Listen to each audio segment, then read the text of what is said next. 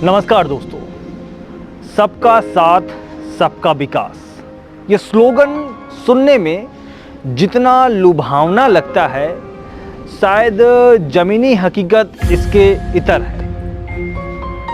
सबका साथ और सबका विकास।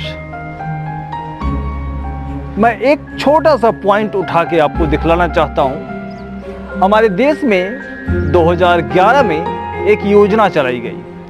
ये योजना की जो शुरुआत है वो वर्तमान केंद्र की सरकार, कांग्रेस सरकार के द्वारा शुरुआत की गई। उस योजना का नाम था साक्षर भारत योजना, जिसका जो मूल उद्देश्य था 15 वर्ष से ऊपर के जो निरक्षर हैं उनको साक्षर करना, ये मूल उद्देश्य था। और इस उद्देश्य की प्रतिपूर्ति के लिए पूरे देश के हर प्रदेश के हर ग्राम पंचायतों में 2-2 कर्मियों की नियुक्ति की गई संविदा के आधार पर। और उन कर्मियों का काम यह था कि उन निरक्षरों को ट्रेस करना। क्योंकि आपको हम बतला दें कि कोई भी देश विकास तभी कर सकता है जब उस देश के नागरिक पढ़े लिखे हों। और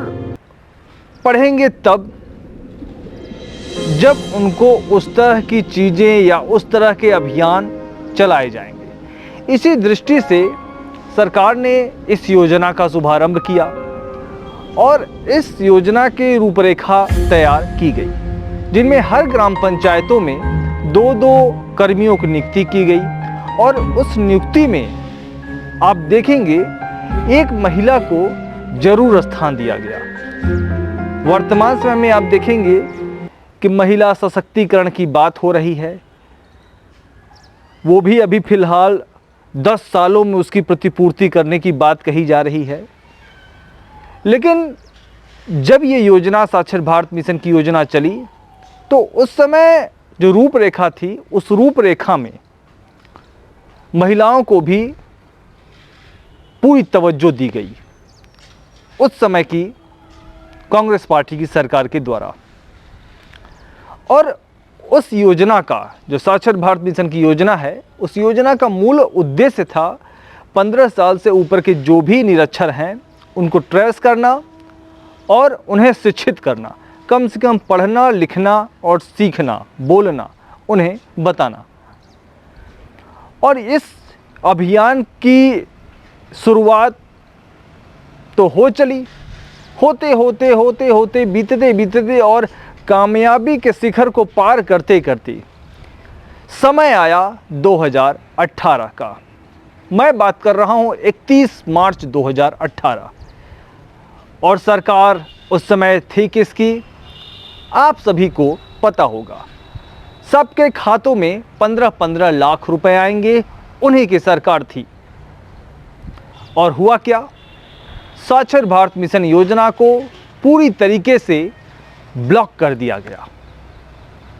और मज़े की बात मैं आपको ये बतलाऊं कि 31 मार्च 2018 को जब योजना समाप्त की गई, उस योजना तक जिन कर्मियों ने काम किया था और जिनका जिनका जो भी अगर बकाया था, बकाया तो था ही, उनका मानदेय खास तौर से उन राज्यों में जिन राज्यों में ये दावा किया जाता रहा कि डबल इंजन की सरकार है, ट्रिपल इंजन की सरकार है, उसके बावजूद आज 2023 सितंबर का महीना चल रहा है और कुछ ही महीनों में लोकसभा चुनाव भी आने वाला है। आज तक उनकी सैलरी, उनका मानदेय अटका पड़ा है, वो भी 1-2 महीने का नहीं। अमूमन औसतन हम बात करें तो लगभग 20 से 24 महीनों का मानदेय आज भी बकाया है। 20 से 24 महीनों का मानदेय। अब आप ये सोचिए कि ये 31 मार्च 2018 को योजना समाप्त हुई और आज है आपका 2023। 4 से 5 सालों का समय बीत चुका और आज जो कर्मी काम किए थे उस योजना में, अपने ही पैसों के लिए इधर भीतर टहल रहे हैं, घूम रहे हैं, ज्ञापन दे रहे हैं, लेकिन उनकी सुनवाई नहीं हो रही है। उनका खुद के मेहनत का पैसा अटका पड़ा है। लापरवाही किसकी है? जिसकी भी हो, लेकिन उसमें पिसा कौन जा रहा है? जो कर्मी था, जो उक्त समय में काम किया था, वो पिसा जा रहा है। तो अब एक निर्णय की घड़ी आ गई है। निर्णय की घड़ी है 2024 का लोकसभा चुनाव।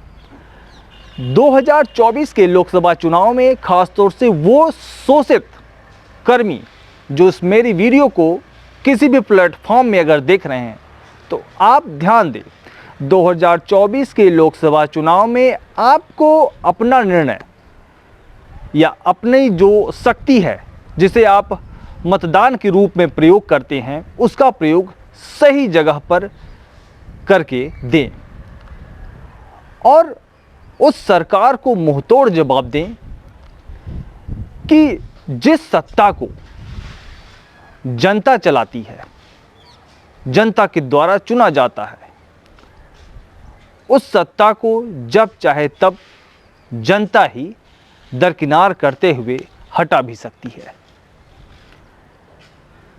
अगर आपको कोई भी कमेंट बॉक्स में अपनी बातें रखनी हो तो प्लीज़ कमेंट बॉक्स में रख सकते हैं।